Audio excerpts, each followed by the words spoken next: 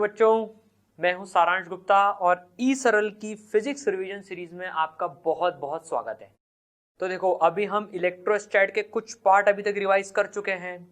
तो स्टार्ट करते हैं अपन सबसे पहले potential energy of system of 2 point charges. तो यार दो चार्जेस हैं Q1 Q2, इनके बीच में दूरी है R, ठीक है ना। देखो, पोटेंशियल एनर्जी हमेशा सिस्टम की होती है। एक सिस्टम में दो चार्ज तो आएंगे ही सही। सिस्टम ऑफ 2 और मोर चार्जेस, पहले 2 चार्जेस के बारे में देख लेते हैं। तो इनकी जो पोटेंशियल एनर्जी होती है ना, U से डिनोट करेंगे तो पता है कितनी होती है? वो होती है KQ1 Q2 by R। KQ1 Q2 by R, ये दो चार्जेस की पोटेंशियल एनर्जी हो गई। ये तब आती है यार जब हम इनफाइनाइट दूरी पर ये चार्ज हो, तो वहां पर हम इनफाइनाइट पे पोटेंशियल एनर्जी रेफरेंस पॉइंट 0 लें, तब ये KQ1 Q2 by R potential energy आती है। अच्छा, Q1 Q2 इसमें साइन के साथ डलते हैं, ये ध्यान रखना है। Q1 Q2 साइन के साथ डलते हैं, पॉजिटिव तो पॉजिटिव, नेगेटिव तो नेगेटिव, क्योंकि पोटेंशियल एनर्जी पॉजिटिव भी हो सकती है, नेगेटिव भी हो सकती है और जीरो भी हो सकती है। जीरो तो देखो हम इनफाइनाइट, जब इनफाइनाइट सेपरेशन है तब ले रहे हैं, ठीक है। कैसे निकालते हैं पोटेंशियल एनर्जी, कैसे डिराइव करते थे भाई? हमने ये फॉर्मूला यूज करा था, डिराइव करते थे, work done is equal to minus delta U. मतलब जो है माइनस डेल्टा यू का मतलब हो गया U final minus U initial. तो work done is equal to U, ये यू है, U initial minus U final. ये यूज करते हो वर्क डन बाय जो ये जो इसके ऊपर इलेक्ट्रोस्टैटिक फोर्स लगा रहा है उसका work done equal to U initial minus U final. उससे हम ये डिराइव कर सकते हैं KQ1 Q2 बाई R, ठीक है। जब तक क्वेश्चन में कुछ गिवन नहीं हो तो हम रेफरेंस इंफिनिटी पे 0 ले लेते हैं, ठीक है। चलिए, बहुत अच्छी बात। चलिए अब देखते हैं work done by electrostatic force. यार वर्क डन कितना करती है ये इलेक्ट्रोस्टैटिक फोर्स, ठीक है ना। एक Q1 चार्ज है यार, ठीक है। ये मान लो ये यहाँ पर पड़ा हुआ है, फिक्स है, और RI दूरी पर एक Q2 चार्ज है। अब यार ये Q1 इस Q2 के ऊपर में फोर्स लगा रहा है, कूलम लॉ से हम फोर्स भी निकालना चाहते हैं। KQ1 Q2 by R square. ये ध्यान रखना, फोर्स में नीचे स्क्वायर आता है, पोटेंशियल एनर्जी में स्क्वायर नहीं आता है, सिर्फ R आता है पोटेंशियल एनर्जी में, ठीक है ना। चलो, तो अब यार ये यहां से लेकर मान लो ये यहां तक गया, ये Q2 इसकी फोर्स के अंडर में यहां से लेकर यहां तक गया मानो, ठीक है। R फाइनल डिस्टेंस तक गया, तो पता है वर्क डन जो होगा that is minus delta you, that is you initial minus U final. तो जो initial potential energy minus final potential energy, उतना वर्क डन करेगी इलेक्ट्रोस्टैटिक फोर्स इस सिस्टम के ऊपर, ठीक है। चलिए भाई, बहुत अच्छी बात। तो कितना हो जाएगा? यू इनिशियल कितनी? KQ1 Q2 by R initial minus KQ1 Q2 by R final. अब इसके बारे में कुछ इंटरेस्टिंग चीजें देख लेते हैं फटाफट से। मान लो अब ये यहां से यहां पर गया, या फिर ये यहां से यहां पर गया, ठीक है। सपोज करो इस रास्ते से जाने पर वर्क डन 1 हुआ। भाई हम Q2 को एक तो सीधे रास्ते से लेके गए, फिर एक टेढ़े रास्ते से लेके गए, यूं घुमा के लेके गए, वर्क डन W2 हुआ। और एक इस रास्ते से लेके गए, वर्क डन 3 हुआ, इधर से ले जाने पर वर्क डन 3 हुआ। यार तो देखो तीनों में ये यू इनिशियल और यू फाइनल की वैल्यू तो सेम ही है, तो वर्क डन सेम आ रहा है कि नहीं आ रहा है? तो वर्क डन सेम आ रहा है, जो इलेक्ट्रोस्टैटिक फोर्स है उसका वर्क डन सेम आ रहा है। तो एक बड़ी जबरदस्त की पॉइंट हमने सीखा कि भाई W1 equal to W2 equal to W3। इसका मतलब ये हुआ, की पॉइंट जो है समझने की बात, कि work done by electrostatic force is independent of path provided I and F are same. अगर इनिशियल और फाइनल पोजीशन, मतलब सेम नहीं, सेम का मतलब है कि सेम इन ऑल पाथ्स, मतलब कि इस रास्ते में भी देखो इनिशियल ये, फाइनल ये, इस रास्ते में भी देखो इनिशियल ये, फाइनल ये, इस रास्ते में देखो इनिशियल ये, फाइनल ये।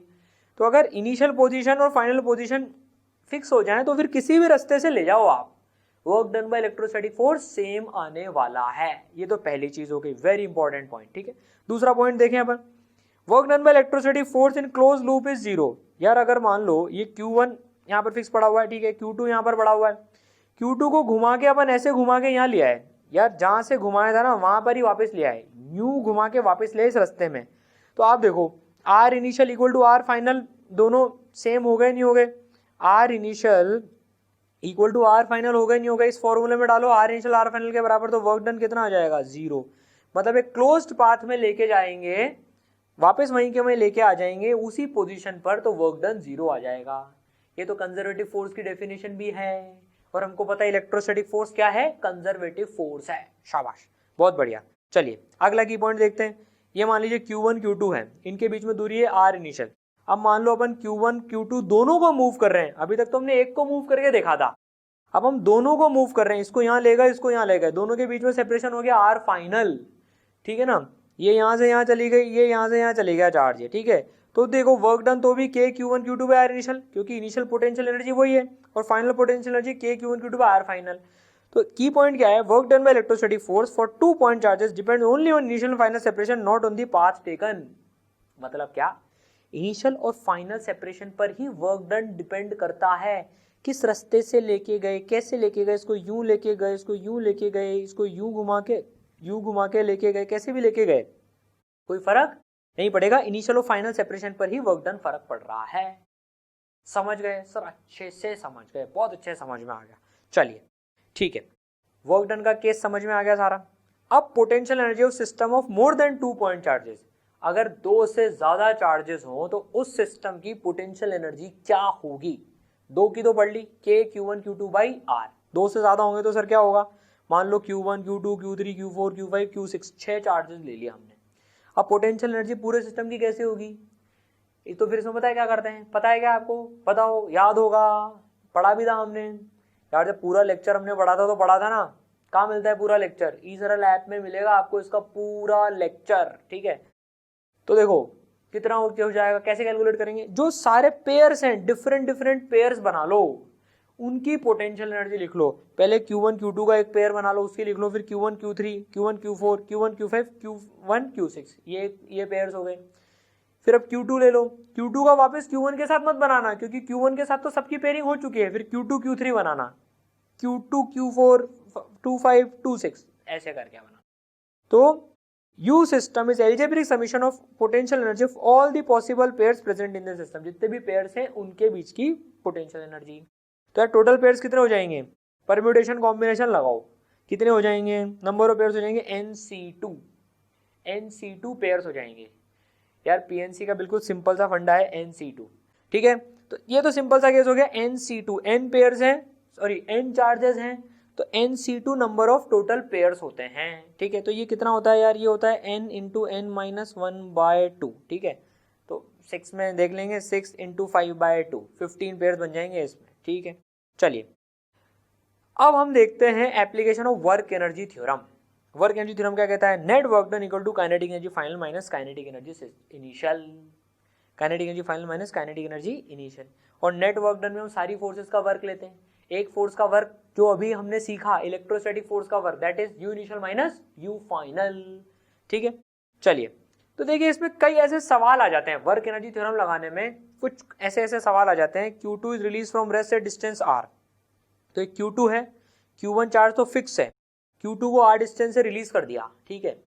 Find speed of Q2 when separation between them becomes 2r, यार इसको छोड़ दिया तो ये दूर भागेगा, मान लो दोनों पॉजिटिव है मान लो, तो भाई इसको छोड़ेंगे तो दूर भागेगा, ये दूर भागा तो 2r डिस्टेंस की दूरी पर बताओ इसकी स्पीड कितनी होगी, ये हमसे पूछ रहा है कि जब इनके बीच में सेपरेशन 2r हो जाएगा ना, तब बताओ कितनी स्पीड होगी, ठीक है। तो वर्क एनर्जी थ्योरम लगा देंगे। देखो हम पूरी कैलकुलेशन नहीं करेंगे, हम कंसेप्ट समझ रहे हैं, रिवाइज कर रहे हैं, फास्ट रिवीजन करना है हमको। तो क्या करेंगे, work done equal to net work done equal to kinetic energy final minus kinetic energy initial of system की है ये, ठीक है ना। और वर्क डन क्या होता है, वर्क डन यहाँ तो कौन कौन सी फोर्सेस काम कर रही हैं, ये जो फिक्स पकड़ने वाली फोर्स है इसका वर्क डन तो 0 है, तो बचा कौन सी फोर्स बची, इलेक्ट्रोस्टैटिक फोर्स।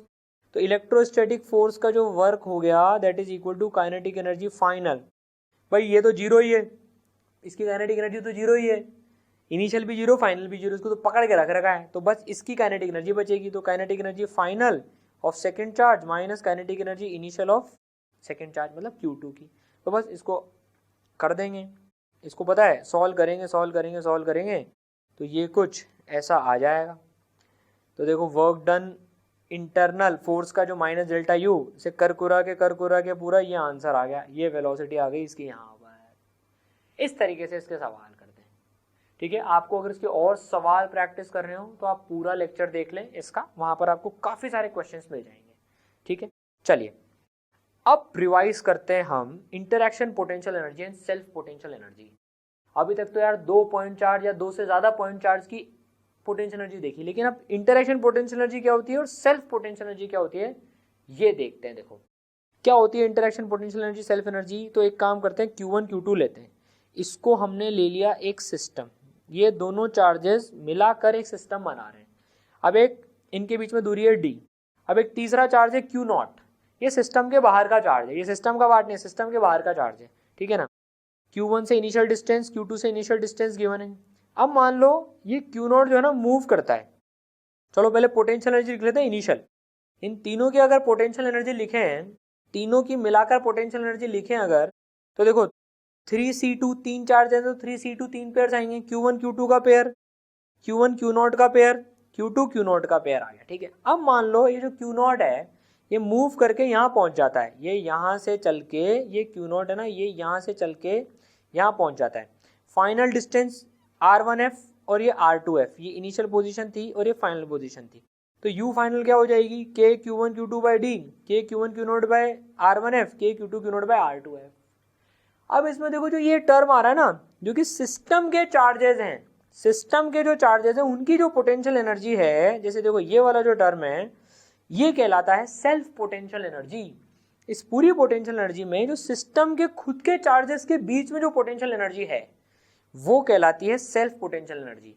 और जो एक्सटर्नल चार्ज, देखो ये Q0 एक्सटर्नल है, एक्सटर्नल चार्ज के साथ जो पोटेंशियल एनर्जी है ना ये कहलाती है इंटरैक्शन पोटेंशियल एनर्जी।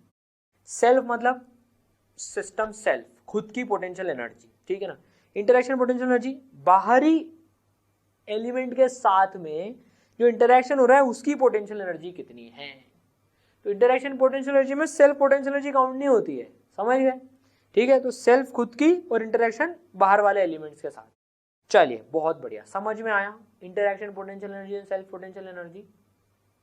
अब हम इलेक्ट्रिक पोटेंशियल रिवाइज कर लेते हैं, एकदम सरल तरीके से सारे कंसेप्ट्स कवर करते हुए, सारे फॉर्मूले कवर करते हुए एंड फास्ट स्पीड में इलेक्ट्रिक पोटेंशियल रिवाइज कर लेते हैं।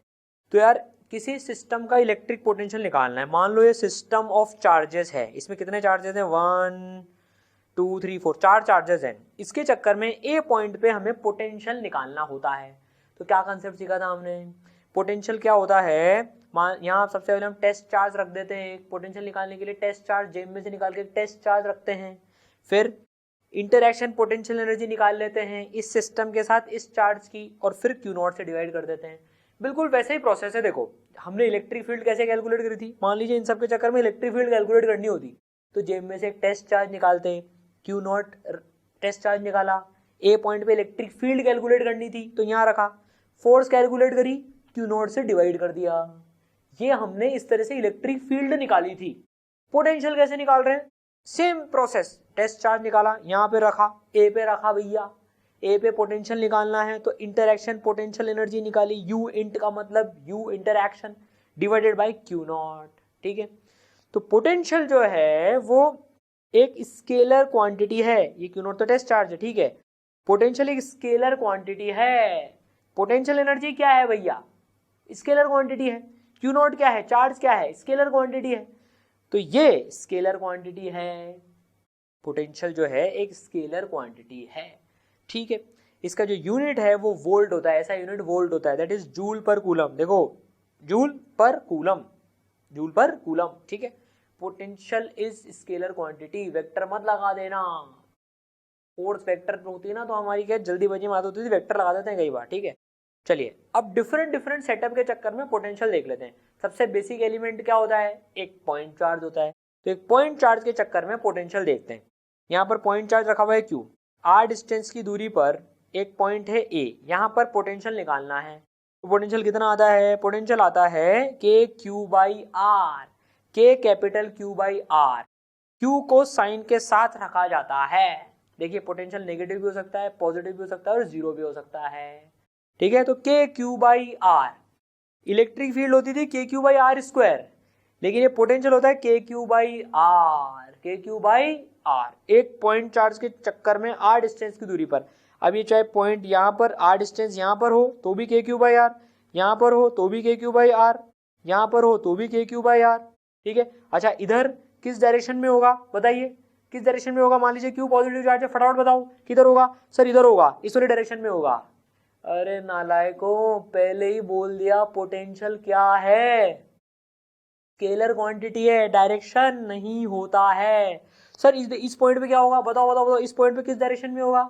सर अब चक्कर में नहीं आएंगे, पोटेंशियल एक वेक्टर क्वांटिटी है। अरे नहीं, पोटेंशियल एक स्केलर क्वांटिटी, उसका कोई डायरेक्शन नहीं होता। तो ये महापाप नहीं करना है यहाँ पर। अरे सर इधर, अरे सर इधर, अरे सर इधर। अरे भैया पोटेंशियल एक स्केलर क्वांटिटी है, वेक्टर नहीं है।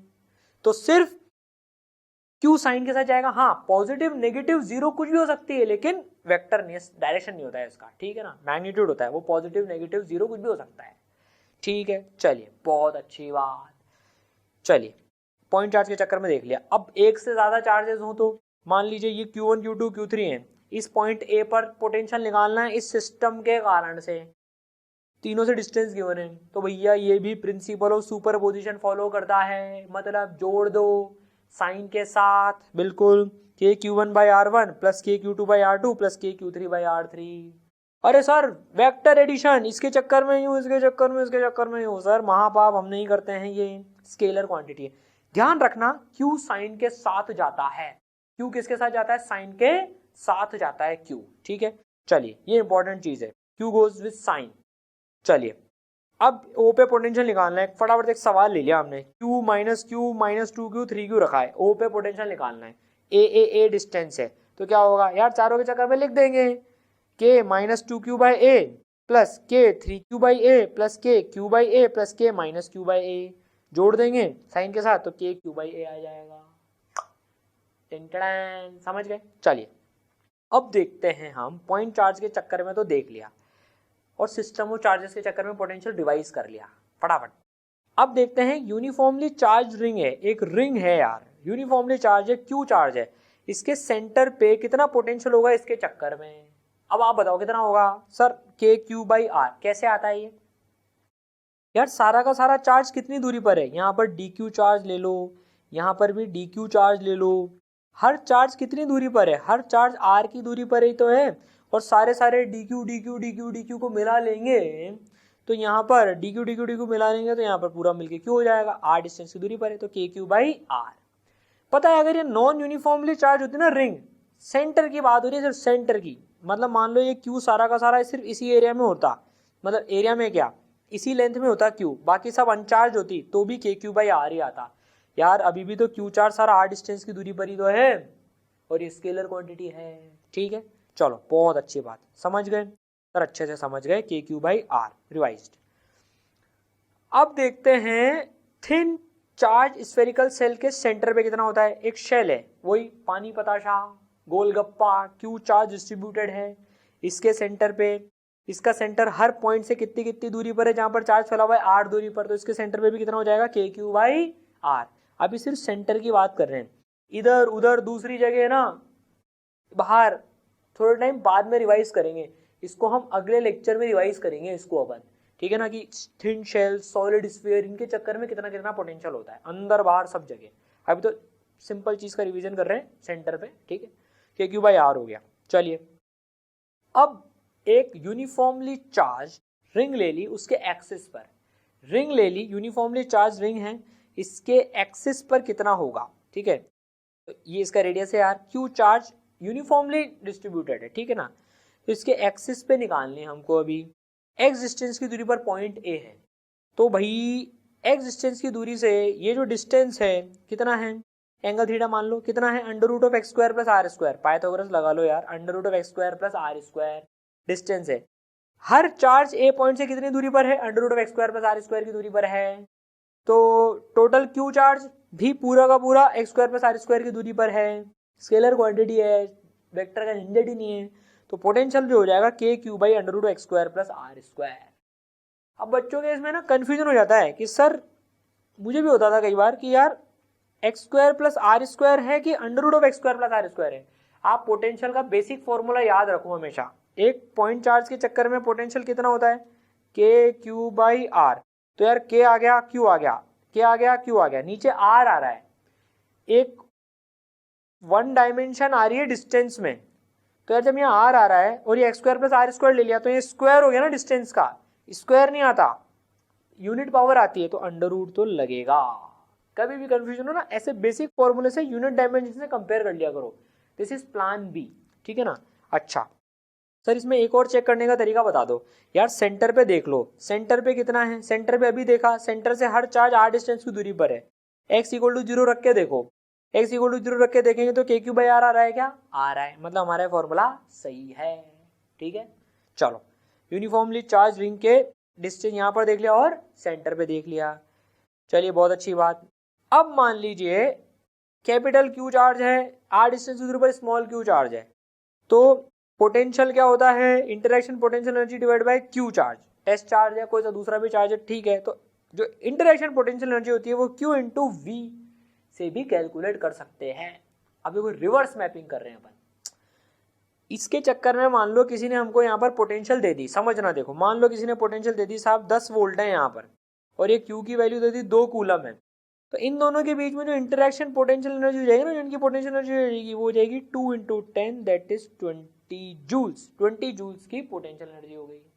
तो किसी सेटअप के चक्कर में अगर वहां पर पोटेंशियल पता है और वहां पर कोई हम चार्ज रख दें तो इंटरेक्शन पोटेंशियल एनर्जी दोनों के मल्टीप्लीकेशन से सीधे कैलकुलेट करी जा सकती है।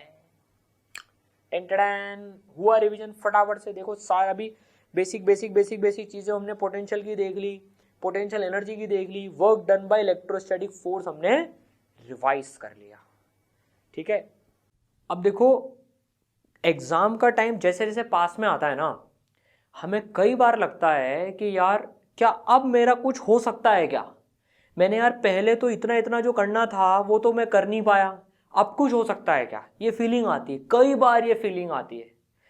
तो यार पहली चीज इसमें समझने की है ना कि जितना हम बेकार देखते हैं ना कि यार मैंने कुछ नहीं करा, वो नहीं होता है। हमने यार थोड़ी तो मेहनत करी होती है, इनफैक्ट अच्छी मेहनत करी होती है, वो हम देख नहीं पाते हैं। दूसरी चीज, हम बीते हुए समय को तो वापस नहीं ला सकते हैं। जो हो गया वो हो गया यार, ठीक है।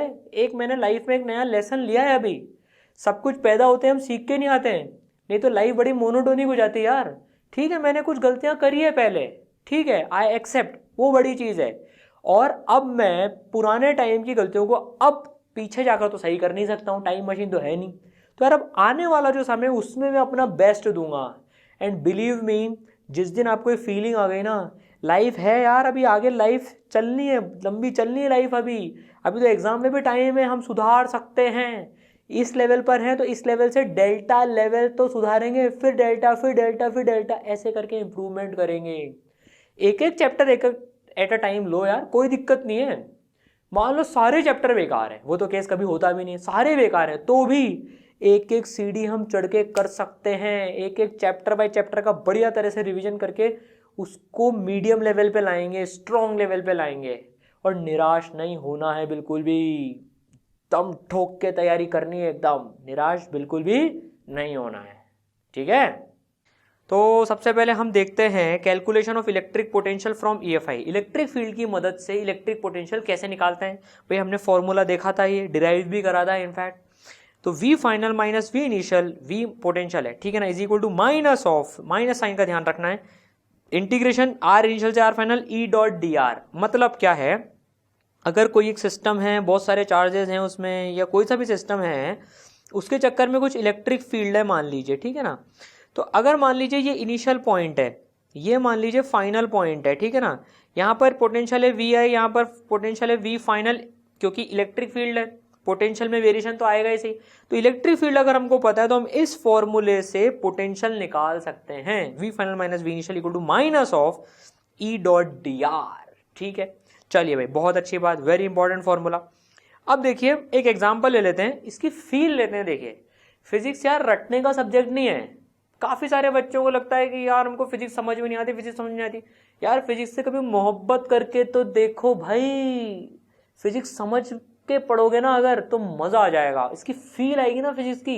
रटने वाली चीज है ही नहीं है, समझ में आती है ना, तो कुछ रटने की जरूरत नहीं है, सब कुछ समझ में आता है। और हमें इंट्यूशन से भी आंसर और सही गलत का पता पड़ जाता है, यार मैं गलत जा रहा हूं, मैं सही जा रहा हूं।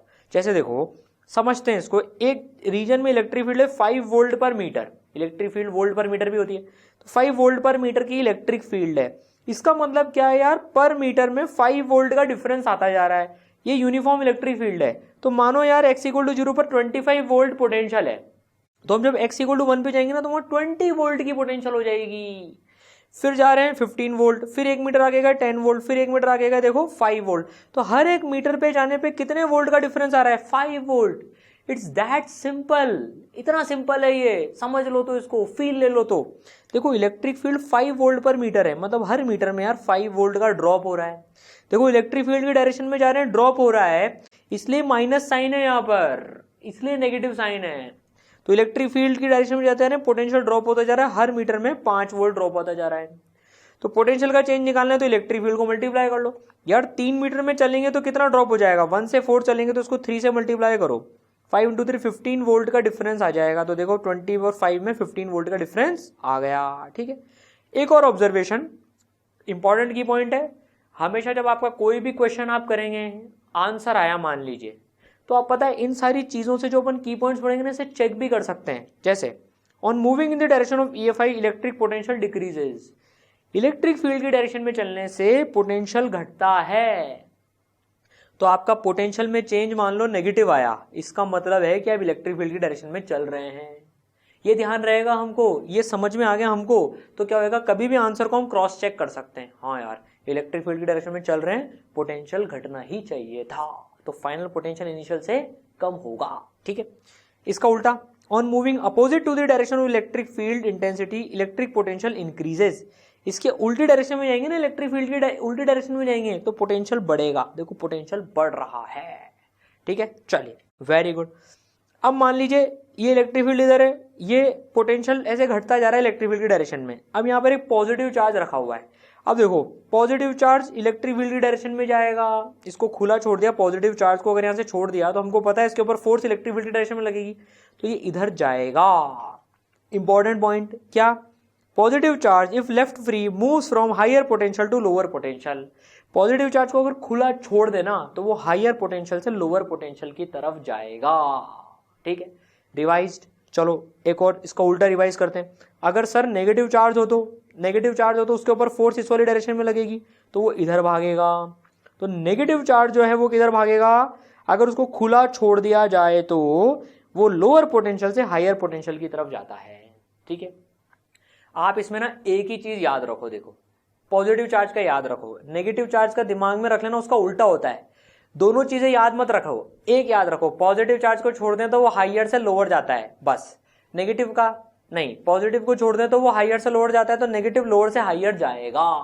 ऐसे याद रखना है इसको। ठीक है, ऐसे हमें समझ में तो पूरा ही आ गया, लेकिन कभी एकदम से क्विकली ध्यान भी करना, तो पॉजिटिव चार्ज को छोड़ देंगे तो वो हायर से लोअर पे जाएगा, नेगेटिव इसका उल्टा। ठीक है, चलो बहुत बढ़िया। तो देखो v final minus v initial equal to minus E dot D R. अगर वेक्टर फॉर्म में किसी ने हमको इलेक्ट्रिक फील्ड दे दी EX i cap plus EY j cap plus EZ k cap, और r वेक्टर होता है x i cap plus y j cap plus z k cap, तो dr वेक्टर कितना होएगा, dx i cap plus dy j cap plus dz k cap. तो v और r initial है, मान लो x y z के इनिशियल कोऑर्डिनेट, फाइनल है x y z के फाइनल कोऑर्डिनेट्स। ठीक है, तो भाई देखो v final minus v initial इस फॉर्मूले में डाल देंगे, तो E डॉट डी आर, इसका डॉट प्रोडक्ट लेंगे तो EX dx, ठीक है, EY dy EZ dz minus sign के साथ। ठीक है, तो ये इंपॉर्टेंट फॉर्मूला है, वेक्टर में गिवन हो तो इस तरह से हम पोटेंशियल डिफरेंस निकाल सकते हैं। समझ गए सर? यहाँ आई कैप आएगा क्या? नहीं, ये महापाप नहीं करना है, पोटेंशियल स्केलर क्वांटिटी है। ठीक है, चलिए, इसलिए डॉट प्रोडक्ट है, देखो स्केलर क्वांटिटी से डॉट प्रोडक्ट से स्केलर क्वांटिटी मिलती है हमको। ठीक है, वेरी गुड। अब उल्टा करते हैं, अभी तक हमको इलेक्ट्रिक फील्ड गिवन थी, पोटेंशियल निकाल रहे थे, अब उल्टा करते हैं, पोटेंशियल गिवन है, इलेक्ट्रिक फील्ड निकालते हैं, पोटेंशियल गिवन इलेक्ट्रिक फील्ड निकालते हैं। तो देखो E जो होती है माइनस dV/dr होती है, E जो है rate of change of potential होती है, माइनस साइन के साथ, माइनस का सिग्निफिकेंस तो समझ ही गए अपन।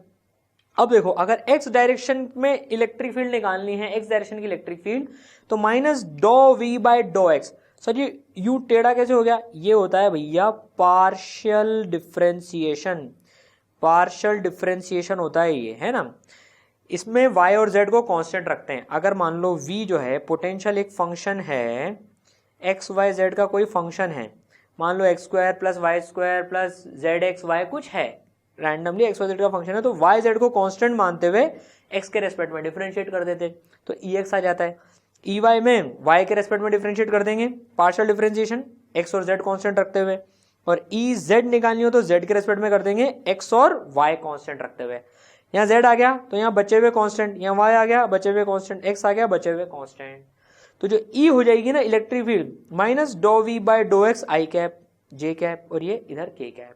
भाई इलेक्ट्रिक फील्ड क्या होती है, देखो वेक्टर में लिखते हैं तो E X I cap plus E Y J cap plus E Z K cap. तो ई एक्स की वैल्यू ये minus do V by do X minus do V by do Y minus do V by do Z. देखो इसको field लेके भी समझ लेते हैं। हमने अभी देखा था इलेक्ट्रिक फील्ड अगर 5 वोल्ट पर मीटर है, थोड़ी देर पहले रिवाइज करा, तो पोटेंशियल देखो हर मीटर में 25 वोल्ट से घट के फिर 20 वोल्ट हो जाएगा, फिर 15 वोल्ट हो जाएगा, फिर अरे भैया 15 वोल्ट है ये, 15 वोल्ट हो जाएगा, फिर हो जाएगा 10 वोल्ट हो जाएगा, हर एक एक मीटर में। तो देखो पोटेंशियल घटने की रेट कितनी है, पोटेंशियल घटने की रेट इलेक्ट्रिक फील्ड दे देती है, ये यूनिफॉर्मली घट रहा है। तो देखो 5 वोल्ट पर मीटर, तो देखो 5 वोल्ट पर मीटर फील आई, पोटेंशियल घटने की रेट है, रटने की जरूरत ही नहीं है, पोटेंशियल किस रेट से घट रहा है उससे इलेक्ट्रिक फील्ड निकाल सकते हैं। एक्स डायरेक्शन में निकालनी तो एक्स डायरेक्शन में चल के देख लो किस रेट से घट रहा है, समझ में आया, ठीक है ना। तो भाई कभी कभार होता है कि यार हम ये फॉर्मूले भूल जाते हैं, यार जरूरी नहीं है एग्जाम में याद है, ऐसे ही प्रेशर सिचुएशन है, एंग्जाइटी है, भूल गए फॉर्मूला कि यार V से E कैसे निकालते थे और E से V कैसे निकालते थे, भूल गए। तो यार पता है क्या करा करो, एक पॉइंट चार्ज ले लिया करो, पॉइंट चार्ज ले लो r डिस्टेंस पे, एक पॉइंट ले लो A। यहाँ पोटेंशियल पता है के क्यू बाई आर, यहाँ इलेक्ट्रिक फील्ड पता है के क्यू बाई आर स्क्वायर। हमको पता है यार एक एक का इंटीग्रेशन होता है और एक एक का डिफरेंशिएशन होता है, ठीक है ना। तो यार देखो dv बाई डी आर कर लो, dv बाई डी आर करोगे ना तो ये आ जाएगा K Q by R square का नेगेटिव 1 बाई आर का differentiation minus 1 by R square. तो बस हमको पता है, चेक हो गया, इलेक्ट्रिक फील्ड इक्वल टू ये नंबर लाना है तो एक माइनस को काटने के लिए एक माइनस और लगाना पड़ेगा ताकि यहाँ माइनस माइनस मिलके प्लस हो जाए, ठीक है। तो देखो अपने आप minus dv by D r आ रहा है। उल्टा इसको इंटीग्रेट कर लो, इसको इंटीग्रेट कर लो, K Q by R square D R के साथ में इंटीग्रेट करोगे इसको तो एक माइनस साइन लगाना पड़ेगा, तो v final minus v initial आ जाएगा। इनफाइनाइट से लेना, रेफरेंस पॉइंट पोटेंशियल का भी इनफाइनाइट पे ही जीरो लेते हैं, समझ गए सर, अच्छे से समझ गए, ठीक है। चलिए बहुत ही बढ़िया। तो देखो अब क्या देख लिया ना, पूरा समराइज कर लेते हैं एक साथ। अभी कितनी कितनी क्वांटिटीज देख ली हमने, पूरी समराइज कर लेते हैं। वर्क डन से स्टार्ट करते हैं। वर्क डन से हमने सबसे पहले पोटेंशियल एनर्जी निकाली, किस फॉर्मूले को यूज करा, W equal to minus delta U. देखो क्या क्या क्वांटिटीज देख ली और कैसे कैसे खेल रहे हैं, एक बार पूरा नटशेल में अभी तक रिवाइज कर लेते हैं। U से हम किस पे पहुंचे, V तक, किस फॉर्मूले से पूछे, U by Q, V equal to U interaction by Q, ये U है। और ये यार मैं U और V लिखता था ना, मैं हमेशा क्या है ये राइटिंग के चक्कर में ना U कभी V हो जाता था तो मैं U को फिर है ना यूं करके लिख लेता था, ये U को यूं करके, ठीक है। वो आपकी राइटिंग अच्छी हो तो ठीक है, बहुत बढ़िया बात है। ये U बाय Q, ठीक है। V से E पे कैसे पहुंचते हैं, V गिवन है, E पे कैसे पहुंचेंगे, तो अभी हमने पढ़ा E is equal to minus dV by D R, ठीक है। E से F पे कैसे पहुंचते हैं, इलेक्ट्रिक फील्ड से फोर्स पे कैसे पहुंचते हैं, इलेक्ट्रिक फील्ड गिवन हो तो, इलेक्ट्रिक फील्ड गिवन हो तो E F is equal to QE ऐसे पहुंचते हैं। कहीं से भी कहीं पर भी जंप मार सकते हैं मन, वर्क डन से फोर्स पे पहुंच सकते हैं, यू से यहां तक पहुंच सकते हैं, ये चेन चल रही है, उल्टी चेन भी चल सकती है। एफ से ई पे कैसे पहुंचेंगे, F by q equal to E. E से वी पे कैसे पहुंचेंगे, delta V equal to minus E dot D r का इंटीग्रेशन। वी से यू पर कैसे पहुंचेंगे, U equal to q V. और यहां से यहां कैसे पहुंचेंगे, W equal to minus delta U, ठीक है। तो देखो ये 5 वेरिएबल्स में तो खेल रहे हैं अपन, जब से देख रहे हैं तो ये 5 वेरिएबल में एक से दूसरे पे भी हमको कूदना आ गया, समझ गए सर, बिल्कुल समझ गए। कभी आपसे U से मान लो सीधे ही E पूछ ले, U देकर F पूछ ले, तो ये चेन फॉलो करते जाना, ठीक है। चलिए बहुत अच्छी बात। अब हम जो है इलेक्ट्रिक पोटेंशियल ऐसे सेटअप्स के बारे में रिवाइज करेंगे जिनमें हमें इलेक्ट्रिक फील्ड पता है, अब उसकी मदद से पोटेंशियल निकालेंगे। देखो तो हम सबसे पहले थिन स्फेरिकल शेल लेंगे। थिन स्फेरिकल शेल समझते हैं, यस सर, पानी पताशा गोल गप्पा, स्फेरिकल शेप का, पतला एकदम, चार्ज क्यों डिस्ट्रीब्यूटेड है। यार मुंह में पानी आता है पानी पताशे का नाम सुनते ही, तो क्या है इसको बड़ा कॉशियसली यूज करना पड़ेगा आप।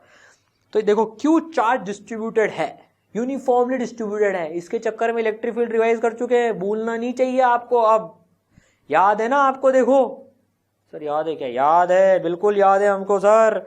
इसके अंदर इलेक्ट्रिक फील्ड 0, यस, एंड बाहर उतनी जितनी की पॉइंट चार्ज के चक्कर में होती है सेंटर पे, मतलब KQ/R²। उससे हम इसका पोटेंशियल डिराइव कर लेंगे। इलेक्ट्रिक फील्ड पता है हमको, यस, तो पोटेंशियल निकालना आता है। तो देखो R<R, मतलब अंदर की बात करें अगर अपन, शेल के अंदर की बात करें अपन अगर, तो इसके अंदर तो यार इलेक्ट्रिक फील्ड 0 होती है, ठीक है। इलेक्ट्रिक फील्ड 0 होती है मतलब पोटेंशियल 0 होता है? नहीं, ये मत बोलना इलेक्ट्रिक फील्ड 0 मतलब पोटेंशियल 0, नहीं, पोटेंशियल कांस्टेंट होता है। इलेक्ट्रिक फील्ड 0 मतलब पोटेंशियल कांस्टेंट, ठीक है। और पोटेंशियल कांस्टेंट रहेगा मतलब अंदर। तो यार अंदर अगर पोटेंशियल कांस्टेंट है तो कोई एक पॉइंट बताओ जहां पर पोटेंशियल हमको पता है। सर पिछले लेक्चर में रिवाइज करा है, पिछले रिवीजन लेक्चर में रिवाइज करा है इसके सेंटर पे, क्योंकि हर चार्ज जो है r डिस्टेंस की दूरी पर है, तो जो सेंटर पे पोटेंशियल होगा जो कि कितना है, ऊपर पोटेंशियल कितना है KQ/R, तो पूरा अंदर पोटेंशियल कितना हो गया KQ/R, क्योंकि सेंटर पे पोटेंशियल है KQ/R। अरे यार KQ/R, अरे यार क्या राइम बन गई है? तो KQ/R है ना अंदर, तो ऊपर, तो सब जगह जो पोटेंशियल होगा वो KQ/R ही होगा। सर बाहर की बात करें, बाहर कितना पोटेंशियल आता है? जितना पॉइंट चार्ज के चक्कर में आता है, क्योंकि बाहर इलेक्ट्रिक फील्ड बिल्कुल पॉइंट चार्ज जैसी है, तो बाहर जो पोटेंशियल होता है आउटसाइड वो हो जाता है KQ/R। अगर ये डिस्टेंस छोटा r है ना तो छोटा r होता है, ये ध्यान रखना, बड़ा R नहीं होता, बड़ा R तो अंदर होता है। तो ग्राफ बना लेते हैं, V वर्सेस R का ग्राफ बना लेते हैं, सेंटर से नाप रहे हैं। तो बताओ अंदर यहां तक चलतेगा तो पोटेंशियल कांस्टेंट KQ/R कांस्टेंट हो गया R=R तक। उसके बाद में घटने लग गया पोटेंशियल। यार इन्फिनिटी पे रेफरेंस 0 ले आना, तो इन्फिनिटी पे 0 पहुंचाना है वैसे भी, खटाक। तो ये KQ/R की तरह से वेरी कर रहा है पोटेंशियल। ये ग्राफ बहुत इंपॉर्टेंट है, ध्यान रखना, देखो इनको, ठीक है ना। अंदर पोटेंशियल कांस्टेंट और बाहर KQ/R, ठीक है। इसका आपको अगर पूरा डेरिवेशन देखना हो KQ/R कैसे आया, तो आप पूरा लेक्चर भी देख सकते हैं। ई-सरल ऐप पे जाइए, प्ले स्टोर से डाउनलोड कर सकते हैं, नहीं तो लिंक हमने डिस्क्रिप्शन में भी डाल रखा है, वहां से पूरा लेक्चर देख लीजिए। यार हम लोगों ने जो ई-सरल चालू करा ना, देखिए मैंने, NK गुप्ता सर ने, प्रतीक सर ने, सब ने अपनी अपनी जो हाई पेइंग जॉब थी ना वो छोड़ के ई-सरल चालू करा है। NK गुप्ता सर तो यार एक कंपनी के वाइस प्रेसिडेंट थे, आप सोच के देखो, वाइस प्रेसिडेंट की जॉब छोड़कर उन्होंने ई-सरल चालू करा, क्योंकि हम तीनों लोगों का मकसद यही है कि देश में कैसे अफोर्डेबल एजुकेशन पहुंचाएं। यार सब लोगों के पास में इतने रिसोर्सेज नहीं होते ना, तो कैसे अफोर्डेबल एजुकेशन हम पहुंचाएं देश में। पता है ई-सरल का पूरा जो 2 साल का जेई का, नीट का जो कोर्स है ना, वो less than 70 rupees per day में आप अफोर्ड कर सकते हैं। आप सोच के देखिए यार, इतना चार्जेस, तो अगर हम कहीं ट्रैवल करके कहीं पढ़ने जा रहे हैं तो डेली का ऑटो टैक्सी इनका चार्जेस ही लग जाता है। उससे कम में आप सोच के देखिए पूरे फिजिक्स केमिस्ट्री मैथ्स के 650 आवर से ज्यादा के, 650 घंटे से ज्यादा के वीडियो लेक्चर्स, उनके कोरस्पॉन्डिंगली पूरा सिस्टमैटिक स्टडी मटेरियल, मतलब जो पूरी कोटा की पेडागोगी है ना, जो कोटा जो सिस्टम है पूरा, जो उसकी जो खूबियां हैं सारी, वो सारी ई-सरल में उतार दी गई हैं। कि यार आप एक लेक्चर पढ़ोगे, फिर शीट में जो ई-सरल की शीट है उसमें आपको कोरस्पॉन्डिंग होमवर्क मिलेगा, सारी एक्सरसाइजेस पूरी लेवल वाइज ग्रेडेड हैं, टॉपिक वाइज बटी हुई है। तो यार फिर सारी चीजें वो की वो ही मिल रही हैं, मतलब जो पूरे कोटा सिस्टम के जो पूरे फायदे हैं ना, वो आपको less than 70 rupees per day में मिल रहे हैं, वो भी आपके डोर स्टेप्स पर। Affordable, accessible and thoughtful education. पूरा आप देखिए कितने एनिमेशंस के साथ में, कितना विजुलाइज करा के एक एक वीडियो बना हुआ है, ताकि आपको समझ में आए, प्यार हो जाए यार सब्जेक्ट से एकदम। That is what eSaral stands for, ठीक है। तो ऐप जरूर इसे एक्सप्लोर करें आप। चलिए अब अपन ने थिन स्फेरिकल शेल का तो देख लिया, पोटेंशियल वर्सेस आर का वेरिएशन। अब अगर मान लीजिए सॉलिड स्फीयर है, यूनिफॉर्मली चार्ज सॉलिड स्फीयर, मतलब अब इसमें अंदर तक चार्ज भरा हुआ है, यूनिफॉर्मली डिस्ट्रीब्यूटेड है, रो चार्ज डेंसिटी है पर यूनिट वॉल्यूम, रो है चार्ज पर यूनिट वॉल्यूम, ठीक है ना। तो भाई इसके चक्कर में r लेस देन r पर जो पोटेंशियल आता है वो आता है rho by 6 epsilon naught 3r square minus r square.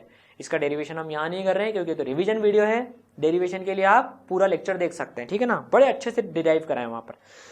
r equal to r पे जो पोटेंशियल आ जाएगा वो आ जाएगा k capital Q by r, capital R, ठीक है ना, और that is rho r square by 3 epsilon naught. छोटे r को कैपिटल R के बराबर बोल सकते हैं यहाँ पर, तो अपने आप आ जाएगा वो। और बाहर की बात करें, अगर बाहर का पॉइंट लें, वैसे बाहर का पॉइंट लें जो कि r डिस्टेंस की दूरी पर है, तो वहां पर आ जाएगा KQ बाय छोटा r। ये उतना ही आता है जितना पॉइंट चार्ज के चक्कर में आता है, क्योंकि इसकी जो इलेक्ट्रिक फील्ड है बाहर निकलते ही कैसा बर्ताव करती है वो, जैसे कि सारा का सारा चार्ज O पे रखा हो, ठीक है।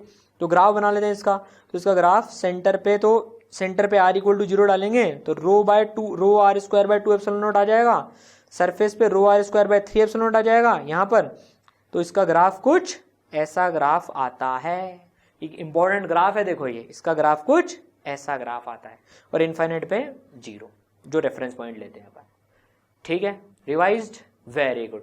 तो देखो हमने अलग अलग सेटअप्स के चक्कर में इलेक्ट्रिक पोटेंशियल रिवाइज कर ली, ठीक है।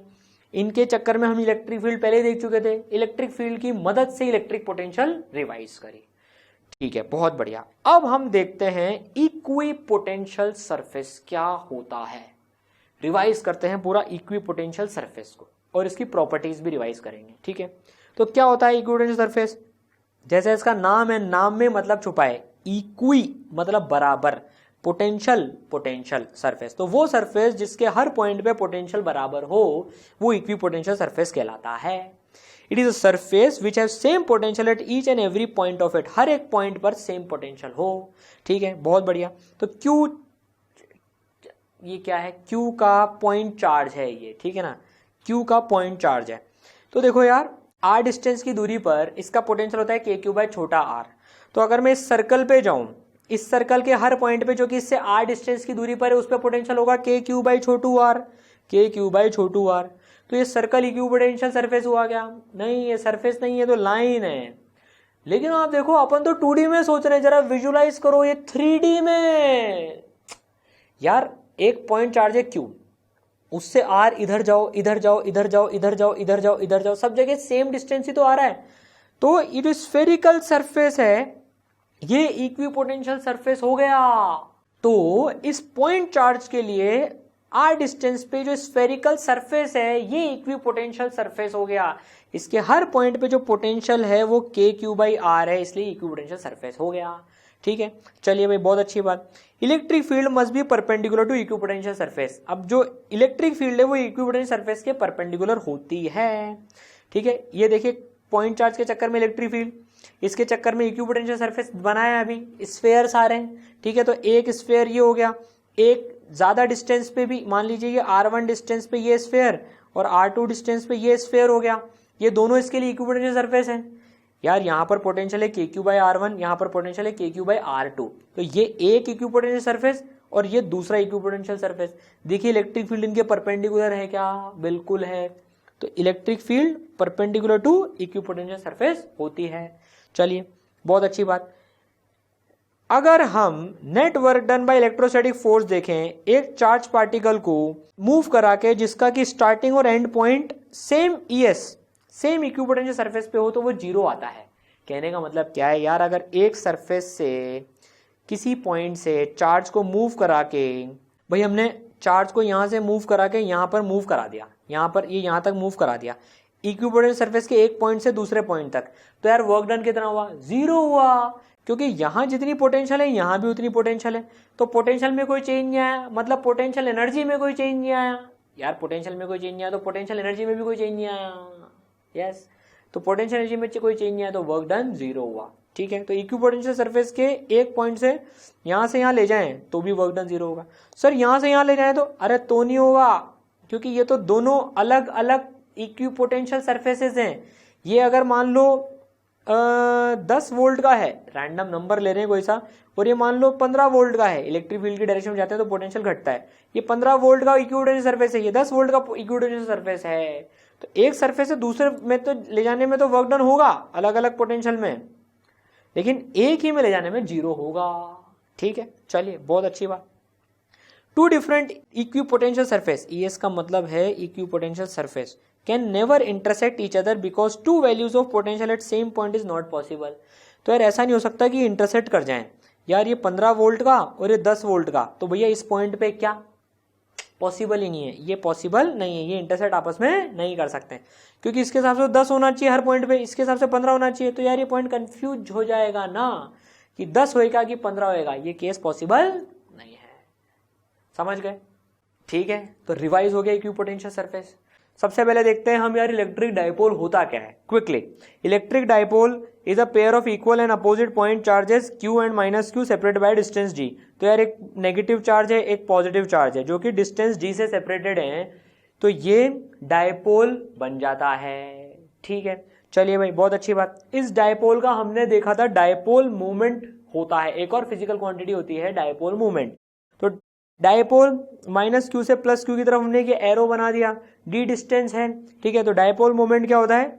सबसे पहले तो ये वेक्टर क्वांटिटी होती है, P से डिनोट करते हैं, वेक्टर का साइन लग रहा है, ठीक है ना। वेक्टर क्वांटिटी तो दो चीजें होंगी, मैग्नीट्यूड एंड डायरेक्शन। तो its magnitude is given by Q into D. तो जो एक चार्ज की वैल्यू है इंटू डी, वो इसका मैग्नीट्यूड हो जाता है। ठीक है, इसका डायरेक्शन क्या होता है? Is defined from negative to positive charge. ये नेगेटिव से पॉजिटिव चार्ज की तरफ जाने वाला डायरेक्शन इस डायपोल मोमेंट का डायरेक्शन होता है। इसका मैग्नीट्यूड कितना होता है? Q इंटू डी होता है। ये P वेक्टर का मैग्नीट्यूड Q इंटू डी हो गया, डायपोल मोमेंट माइनस से प्लस की तरफ। ठीक है, ये डिस्टेंस D इन दोनों चार्जेस के बीच में। चलिए भाई बहुत अच्छी बात। अब अगर हम बात करें तो देखिए जो डायपोल के माइनस Q और प्लस Q से जो लाइन जाती है ना, इसको हम डायपोल का एक्सिस बोलते हैं। ये डायपोल का एक्सिस है, और कोई भी पॉइंट इस एक्सिस पे होगा ना, उसको हम बोलेंगे एक्सियल पॉइंट। वो एक्सिस का पॉइंट है तो एक्सियल पॉइंट बोलेंगे उसको अपन। ठीक है, फिर एक और होता है, ये होता है इक्वेटोरियल प्लेन, जो डायपोल के एकदम बीच में से काटता हुआ, मान लीजिए डायपोल है तो इसको बीच में से एकदम काटता हुआ ये जो प्लेन है ना, ये इक्वेटोरियल प्लेन कहलाता है। और इसका जो भी पॉइंट होता है इस प्लेन पे, वो कहलाता है इक्वेटोरियल पॉइंट। ठीक है, इक्वेटोरियल पॉइंट। चलिए भाई बहुत अच्छी बात, ये देख लिया हमने। अब देखते हैं जरा इसके डायपोल के चक्कर में इलेक्ट्रिक फील्ड कितनी होती है। इलेक्ट्रिक फील्ड कितनी होती है? तो देखो डायपोल है, सबसे पहले बात करते हैं यार एक्सियल पोजीशन पे। कोई यहां पर एक पॉइंट है, इस पॉइंट पे मान लो ये पॉइंट हमने लिया, ए पॉइंट पे इलेक्ट्रिक फील्ड पता करनी है इस डायपोल के चक्कर में। इसका डायपोल के सेंटर से डिस्टेंस है r। अभी जो हम बात कर रहे हैं ना, वो बात करेंगे उन केसेस की जब r is very very greater then d। जो इन दोनों चार्जेस के बीच में जो दूरी है ना, वो बहुत कम है एज कंपेयर टू उन डिस्टेंसेस के जहां पर फील्ड मेजर कर रहे हैं। वो दोनों चार्जेस बहुत पास में हैं इस r के कंपैरिजन में। ठीक है, तो इलेक्ट्रिक फील्ड जो आती है वो आती है 2kp/r³। 2kp/r³। ये देखिए रिवीजन वीडियो है, हम इसका डेरिवेशन नहीं कर रहे हैं। डेरिवेशन देखने के लिए आपको पता है इसका पूरा डेरिवेशन कहाँ मिलेगा? बिल्कुल सही पता है, ई सरल ऐप पर जाएं, उसका लिंक डिस्क्रिप्शन में आपको मिल जाएगा। उसमें आप चैप्टर में जाने के बाद में इलेक्ट्रिक डायपोल का जो सब टॉपिक है उसमें इसका पूरा डेरिवेशन देख सकते हैं। ठीक है, पूरा डेरिवेशन वहां से देख लेना आप। चलो, तो E is equal to 2kp/r³। अब ये डायरेक्शन भी देखो, E वेक्टर P वेक्टर की डायरेक्शन में, मतलब P वेक्टर इधर की तरफ है, माइनस Q से प्लस Q की तरफ, तो इलेक्ट्रिक फील्ड भी इस वाली डायरेक्शन में होगी, जिसका मैग्नीट्यूड होता है 2kp/r³। ठीक है, 2kp/r³। अब इसमें ना कंफ्यूजन हो जाता है बच्चों को कि सर इलेक्ट्रिक फील्ड में तो नीचे r² आया करता था, अब यहां तो r³ आ रहा है। तो कई बच्चे ना r² याद रहता है काफी सारे बच्चों को, तो इसका तोड़ बताता हूं आपको। देखो हमने तोड़ सीखा हुआ है इसका। यूनिट डायमेंशन लगाओ, एक चार्ज के चक्कर में लिखो kq/r² होता है। ये देखो 2kp। अब आपको कंफ्यूजन, नीचे r की कौन सी पावर आएगी, यही कंफ्यूजन है यार। ये p क्या है? Dipole moment, that is charge into distance. Charge into distance, देखो k के बदले k आ गया, ये 2 तो डायमेंशन लेस है। ठीक है, q के बदले ये q आ गया। अब नीचे 1/r² आना चाहिए यार। अब यहां पर ऊपर भी एक डिस्टेंस है, नीचे हमें डिस्टेंस का स्क्वायर चाहिए। तो बताओ यहां पर अगर स्क्वायर रख दिया मैंने अगर, तो यार ये d का डिस्टेंस और ये r का एक डिस्टेंस तो कट ही जाएगा, तो 1/r बच गया। जबकि इलेक्ट्रिक फील्ड तो 1/r², 1/डिस्टेंस स्क्वायर का डायमेंशन होता है उसमें, तो k q और ये 1/डिस्टेंस स्क्वायर। तो यार यहां पर फिर है ना क्यूब लिखना पड़ेगा, ताकि इस d से कट के 2 आ जाए आप। समझ गए? तो याद रहेगा ये फॉर्मूला 2kp/r³, क्योंकि p में भी एक डिस्टेंस छुपा हुआ है। ठीक है, चलिए भाई बहुत अच्छी बात। एक्चुअल पोजीशन पे देख ली, इधर इधर आएगी, इधर भी देखेंगे ना, इधर अगर r डिस्टेंस की दूरी पर तो इधर भी फील्ड इधर ही आएगी, इस वाली डायरेक्शन में ही आएगी 2kp/r³। यार वैसे भी इन दोनों पॉइंट चार्जेस के चक्कर में फील्ड देखना है हमको। इधर q की फील्ड इस रीजन में ज्यादा प्रभावशाली होगी क्योंकि नजदीक है, प्लस q की फील्ड इस वाली डायरेक्शन में ही होगी। इस वाले एरिया में माइनस q की सल्तनत चलेगी क्योंकि इसके नजदीक है, माइनस q की फील्ड भी इस वाली डायरेक्शन में होगी, इसलिए इधर भी फील्ड इधर भी फील्ड इधर होगी। चलिए बहुत बढ़िया। इक्विटोरियल पोजीशन पे सर फील्ड कितनी आती है? इक्विटोरियल पोजीशन, एक इक्विटोरियल पोजीशन ले ली, यहाँ पर पॉइंट ले लिया, यहाँ पर जो फील्ड आती है वो इस वाली डायरेक्शन में आती है, जिसका मैग्नीट्यूड होता है kp/r³, और साइन माइनस लगा रखा है यहाँ पर क्योंकि p वेक्टर के अपोजिट होती है। देखिए p वेक्टर राइट में है, इलेक्ट्रिक फील्ड लेफ्ट में है, इसलिए कोई मैग्नीट्यूड पूछे तो kp/r³ होती है एक्सियल पोजीशन पे, सॉरी इक्विटोरियल पोजीशन पे। समझ गए? चलो भाई बहुत बढ़िया, शाबाश। तो एक्सियल पोजीशन पे रिवाइज कर ली, इक्विटोरियल पोजीशन पे रिवाइज कर ली। अब जरा देखते हैं कि यार जनरल पॉइंट पे कैसे निकालते हैं फील्ड, कैसे निकालते हैं जनरल पॉइंट पे। एक्सियल इक्विटोरियल तो देख ली, अभी जनरल पोजीशन, मान लो ये कोई जनरल पोजीशन है, ना तो ये एक्सियल है भाई, ना तो ये एक्सिस पर है, ना ये इक्वेटर पर है इसके, तो जनरल पोजीशन है, ये r डिस्टेंस की दूरी पर है, थीटा एंगल बना रही है। तो कैसे करते थे इस p को? यार ये वेक्टर क्वांटिटी डायपोल मोमेंट, तो यार अलोंग दिस लाइन ब्रेक कर लेंगे, कितना हो जाएगा? p cos थीटा हो जाएगा, और perpendicular to this line break कर लेंगे, जो कि कितना हो जाएगा? रिजॉल्व कर लेंगे, मतलब कंपोनेंट कर देंगे, p cos theta p sin theta. ठीक है यार, फिजिक्स ऐसे पढ़ेंगे ना तो मोहब्बत तो होनी है फिजिक्स से। अब आप सारांश सर से फिजिक्स पढ़ रहे हैं, जो कि आपको फील ही दिलाते रहते हैं फिजिक्स की। यार एक बार फील आती ना, एक बार मोहब्बत हो जाती है ना, साले सवाल अपने आप पीछे पीछे पीछे पीछे भाग के आते हैं अपने आप, फिर टेंशन लेने की जरूरत नहीं होती। हम सिर्फ सवालों के पीछे भागते हैं ना तो क्या होता है, फील तो लेते नहीं है, सवाल सवाल सवाल सवाल कुछ भी करके, तो फिजिक्स काबू में नहीं आती है। वो कहती है पहले मेरे से मोहब्बत करो, फिर मैं आपके पीछे पीछे आऊंगी। ठीक है ना, फिजिक्स कहती है ये, ध्यान रखना। ठीक है ना, p cos theta p sin theta. अब ब्रेक कर लिया इसमें अपन ने। यार अब a पॉइंट पे देखो, बहुत interesting. a point p cos theta के लिए क्या है? एक्सियल, तो कितनी हो जाएगी? 2kp cos थीटा/r³। और इस p sin थीटा के लिए a पॉइंट क्या है? इक्वेटोरियल पॉइंट, तो इसके अपोजिट हो जाएगी kp sin थीटा/r³। इसकी तो 2kp cos थीटा/r³, इसकी kp sin थीटा/r³। अब कोई हमसे पूछ ले इन दोनों का यार रिजल्टेंट बताओ, तो ठीक है, दोनों के बीच में एंगल 90 डिग्री है, तो this square plus this square का अंडर रूट, तो kp/r³ बाहर निकाल लिया, kp/r³ बाहर निकाल लिया, 2 cos थीटा का square plus sine square theta. ठीक है, सॉल्व कर लेंगे तो ये कुछ रिजल्ट आ जाएगा। भले इसको याद रखने की आपको जरूरत नहीं है, ये मैकेनिज्म याद रखना। देखो आप, ये जरूरी नहीं है कि आप एग्जाम में भी याद रख पाओ, लेकिन ये मैकेनिज्म याद रहा ना तो ये तो चुटकियों में डिराइव हो जाएगा। ठीक है, चलिए भाई बहुत अच्छी बात। अब एक एग्जाम्पल प्रैक्टिस कर लेते हैं फटाफट से। यार ये P है, ठीक है ना, और ये दो लाइंस बना दी हमने, एक ये एंगल थीटा बन रहा है। ये फर्स्ट पॉइंट पे इलेक्ट्रिक फील्ड निकालनी है, तरीका। अब फर्स्ट पॉइंट पे इलेक्ट्रिक फील्ड निकालनी है तो इसके अलोंग ब्रेक करो और इसके परपेंडिकुलर ब्रेक करो। तो यार ये ब्रेक हो गया p cos थीटा, और एक परपेंडिकुलर ब्रेक हो गया p sin theta. p cos theta के लिए फर्स्ट पॉइंट कौन से पोजीशन पर है? एक्सियल, तो भैया कितनी? 2kp cos थीटा/r³।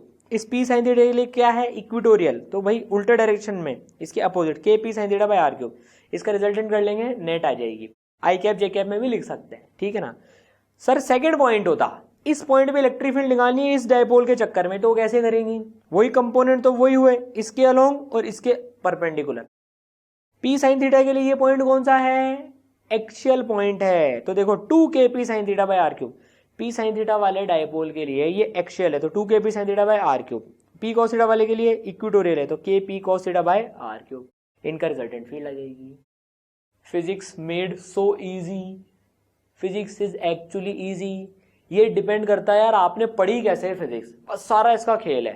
मोहब्बत हुई है कि नहीं हुई है, सारा इसका खेल है। ठीक है, चलो अब देखते हैं electric potential due to dipole. Field तो रिवाइज कर ली हमने, अब नंबर किसका आया? पोटेंशियल का आया। ठीक है, चलो भाई, तो पोटेंशियल एक्सियल पोजीशन पे, तो इसके लिए एक्सियल पोजीशन पे पोटेंशियल डिराइव करेंगे। पहले r डिस्टेंस की दूरी पर है, तो इसके चक्कर में डेरिवेशन आपको पूरे लेक्चर में मिल ही जाएगा, ठीक है ना। कितनी आ जाती है, K P by R square, K P by R square. यहां पर भी वो कंडीशन है, R is very very greater than D, ठीक है ना, K P by R square. Sir potential में तो के क्यू बाई आर आता था, यहां पर आर स्क्वायर आता है, वही तरीका, डायमेंशन से चेक कर लो। पी में एक डिस्टेंस है खुद में, तो उस डिस्टेंस को काटने के लिए यहां पर आर स्क्वायर होना पड़ेगा, तभी 1/मीटर वाला फंडा आएगा, समझ गए। तो K P by R square sir किस डायरेक्शन में आएगा, बताओ फटाफट से, किस डायरेक्शन में आएगा, डायपोल की डायरेक्शन में कि उसके अपोजिट, सर डायपोल की डायरेक्शन में। अब तो पिटाई होने वाली है नालायकों, अरे पोटेंशियल पहले भी रिवाइज करा था, स्केलर है कि वेक्टर है, स्केलर क्वांटिटी है, तो फिर स्केलर क्वांटिटी है ना, तो यहां पर देखो ये साइन के साथ जाएगी, K P by R square. Positive के इधर रहेंगे तो पॉजिटिव पोटेंशियल आएगी, और नेगेटिव के इधर रहेंगे ना तो पता है नेगेटिव पोटेंशियल आएगी, क्योंकि हम नेगेटिव चार्ज के पास में हैं, पर इधर पोटेंशियल पॉजिटिव आएगी क्योंकि हम पॉजिटिव के पास में हैं, ठीक है। एक्चुअल पोजीशन पे के पी बाई आर स्क्वायर आ गई, चलिए बहुत बढ़िया। अब इक्वेटोरियल पोजीशन पे देखें, इसकी इक्वेटोरियल पोजीशन बनाई, यहां पर पॉइंट बनाया। अब यार इसको तो फटाफट से डिराइव भी कर लेते हैं, ये दोनों जगह से देखो, ये आर तो ये d/2 तो ये डिस्टेंस √r² प्लस d/2 का होल स्क्वायर, मतलब ये प्लस क्यू से भी उतना दूर है, माइनस क्यू से भी उतना ही दूर है। तो दोनों चार्जेस के चक्कर में पोटेंशियल लिखकर जोड़ देंगे साइन के साथ में, तो ये और ये तो कैंसिल ही हो गए, तो उत्तर आया 0। इक्वेटोरियल पोजीशन पर पोटेंशियल जो होती है ना वो 0 होती है, इक्वेटोरियल पोजीशन पर पोटेंशियल 0 होती है। फील दिलाऊं इसकी, आपको फील दिला दूं। अब देखो पूरे जगह सेम होती है, देखो ये पूरे जगह सेम होती है, 0 0 0 0। अब सेम होती है, पहले वो देख लेते हैं। देखो कांस्टेंट होती है इक्वेटोरियल पोजीशन पे, क्यों, क्योंकि देखो यार इलेक्ट्रिक फील्ड तो यूं आती है, इलेक्ट्रिक फील्ड तो यूं आती है, इलेक्ट्रिक फील्ड का कोई कंपोनेंट इक्वेटोरियल पोजीशन के अलोंग आ ही नहीं रहा है, कोई कंपोनेंट नहीं आ रहा है, तो पोटेंशियल चेंज नहीं हो रही है। हमने पढ़ा था इलेक्ट्रिक फील्ड की डायरेक्शन में जाते हैं तो पोटेंशियल चेंज होता है, कोई कंपोनेंट तो आना चाहिए ना। इधर तो इलेक्ट्रिक फील्ड का कोई कंपोनेंट ही नहीं आ रहा, हम यूं चल रहे हैं तो कोई कंपोनेंट ही नहीं आ रहा, हम ऐसे चल रहे हैं, आपको अलग कलर से बताते हैं। देखो हम ऐसे चल रहे हैं तो कोई कंपोनेंट ही नहीं आ रहा इलेक्ट्रिक फील्ड का, तो पोटेंशियल चेंज नहीं हो रहा है। अब सर चेंज नहीं हो रहा है, कांस्टेंट है, वो कांस्टेंट 0 कैसे आया यार, माइनस क्यू और प्लस क्यू से बराबर दूरी पर है, इसलिए 0 आ गया। फील भी आ गई, मोहब्बत होने की डायरेक्शन में 1 स्टेप गए हम, क्लोज गए। चलो बहुत बढ़िया, पोटेंशियल भी रिवाइज हो गई। अब क्या करें sir, electric potential general point पे कैसे देखें, इक्वेटोरियल एक्सियल पे तो देख ली, यहां भी सेम कंसेप्ट इस पॉइंट पे देखना है, कंसेप्ट सेम है। अब आपको मजा आ जाएगा, इसको ब्रेक कर लो, पी कॉस थीटा और पी साइन थीटा में। पी कॉस थीटा के लिए एक्सियल है तो K P cos theta by R square, P sine theta के लिए इक्वेटोरियल है, इक्वेटोरियल का कॉन्ट्रीब्यूशन 0, तो देखो K P cos theta by R square. A point पे हो गई K P cos theta by R square, K P cos theta by R square. लोग इसको ऐसे भी लिख देते हैं, डरावने तरीके से भी लिख देते हैं कई बार, K P vector dot R cap by R square. यार P vector dot R cap, ये आर वेक्टर हो गया ये, अगर तो P vector dot R cap तो पी कॉस थीटा आ जाएगा, ठीक है। इसको कई लोग ऐसे भी लिख लेते हैं, P dot R by R cube, P vector dot R by R cube, क्योंकि एक आर इधर आएगा, वो नीचे एक आर का क्यूब का काटेगा, आर स्क्वायर बन जाएगा वो। अपन तो बेसिक कंसेप्ट याद रखो, कई बार ऐसी शक्लें दिख सकती है, इसलिए मैंने आपको रिवाइज करवा दिया। ये मेन तो हमें यही करना है, हम हमारे सिद्धांतों पर अटल हैं, ठीक है ना। ये आपको शक्ल दिख सकती है तो घबराना मत कभी भी इसमें, इसलिए रिवाइज करवा दिया आपको। ये समझ में आया पूरा फंडा, पोटेंशियल रिवाइज। चलो आगे बढ़ते हैं। तो चलिए 10 सेकंड में अभी तक जो पढ़ा फटाफट से रिवाइज कर लेते हैं। ये P है और ये इसका एक्सेस है, यहाँ पर इलेक्ट्रिक फील्ड कितनी, यहाँ पर जो इलेक्ट्रिक फील्ड होती है वो होती है 2kp बाई आर क्यूब, और जो पोटेंशियल होती है वो इस पॉइंट पे होती है kp by R square. Very good. और ये जो इसका एक्सेस होता है, यहाँ पर जो इलेक्ट्रिक फील्ड होती है बताइए कितनी कितनी कितनी कितनी, kp बाई आर क्यूब, और यहाँ पर जो पोटेंशियल होती है वो होती है 0, ठीक है। याद हो गया? जिन जिनको भी याद हो गया ना ये, वो कमेंट्स में लिखें कि सर याद हो गया, ध्यान रहेगा अब ये पूरा, ठीक है ना। यार हम बहुत मेहनत कर रहे हैं आपके जितने लाइक्स आते हैं ना वो हमको इतना मोटिवेट करते हैं, टीम इतना मोटिवेटेड होती है इससे, और जितने लोग सब्सक्राइब करते हैं ना उससे पता पड़ता है यार कि क्या प्यार मिल रहा है ईसरल को लोगों से। बहुत लोग सब्सक्राइब कर रहे हैं। मैं चाहता हूँ इस वीडियो में आप है ना रिकॉर्ड तोड़ दें, जो सब्सक्राइब का बटन है ना उसको तोड़ ही दें, मतलब एकदम फुल सब्सक्रिप्शन, मैक्सिमम सब्सक्रिप्शन आ जाए, मजा आ जाएगा। फिर देखिए हमारी एनर्जी में मतलब जो है ना कितने फैक्टर से भयंकर तरीके से टीम की एनर्जी कैसे और बढ़ जाती है। ठीक है, ये याद हो गया, याद रहेगा, बिल्कुल रहेगा सर। चलिए आगे बढ़ते हैं। क्या पढ़े अब देखते हैं electric dipole kept in electric field. अब देखो अभी तक हमने क्या पढ़ा, डायपोल के चक्कर में इलेक्ट्रिक फील्ड, खुद के चक्कर में कितनी इलेक्ट्रिक फील्ड होती है।